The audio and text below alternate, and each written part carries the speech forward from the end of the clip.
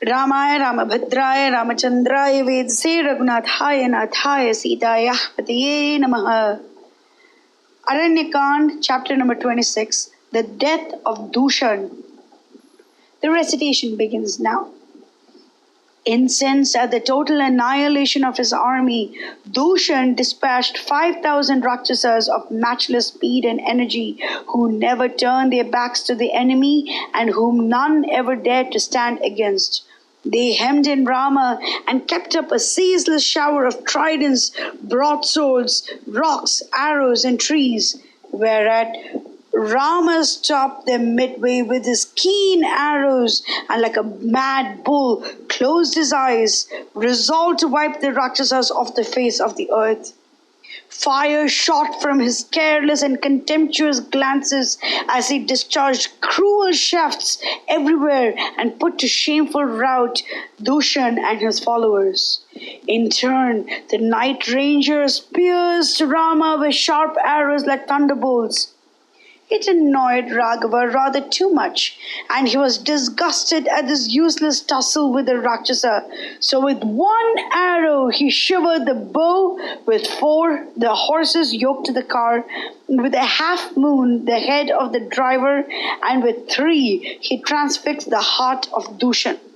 At one stroke was he deprived of bow, horses, chariot, and driver.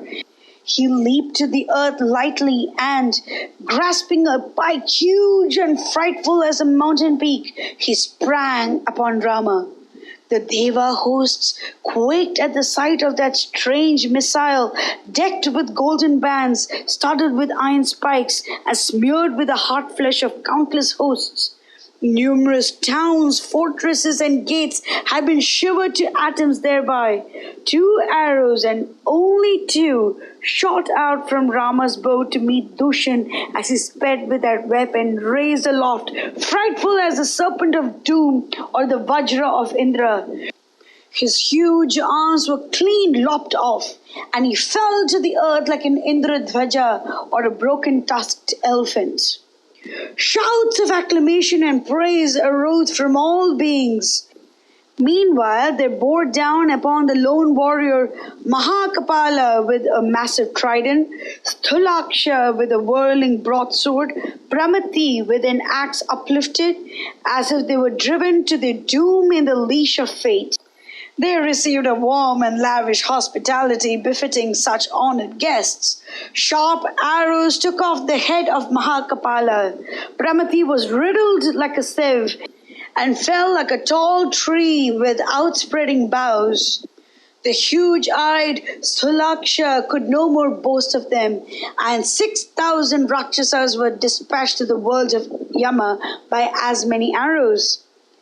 The sudden extinction of Dushasana and his forces roused Khara to ungovernable fury, and he cried to the captain of his hosts, "Dushana and his mighty warriors have been blasted by Rama, so advance with an irresistible army and bring me the head of that insignificant insect." Then Shenagami, Pritugriva, Yagnashatru, Vihangama, Durjaya, Karaviraksha, Parusha, Kalaka Murka, Megamali, Mahamali, Sarpasya, and Rudrasana, the 12 leaders of his foes, came at Rama and discharged their weapons at him in ceaseless downpour. But they were met, every one of them, by an arrow from Rama's bow, gold-banded, vomiting flames and shrouded in smoke. As tall trees struck by the bolt of Indra, they fell to the earth with shattered armor, broken bows, shattered crowns, tumbled hair, and streaming wounds. They carpeted the ground like a sacrificial altar strewn with the sacred kushagras. In one short moment, that vast forest was rendered voiceless and covered with the carcasses of Rakshasas. Blood coursed in torrents through it, giving it the appearance of a large city. Then there advanced the 14,000 Rakshasas, diversely mounted and variously armed, all against that single foe, and them did a puny mortal dispatch to the halls of Yama in the winking of an eye, as he stood on the ground behind his circling bow.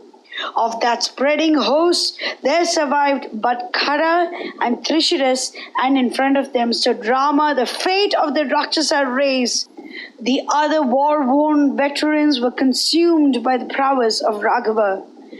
It will not do to neglect the foe thus, cried Khara as he beheld but empty space where just a moment ago stood his embattled hosts, and he drove his car at Rama like Indra with an upraised bolt.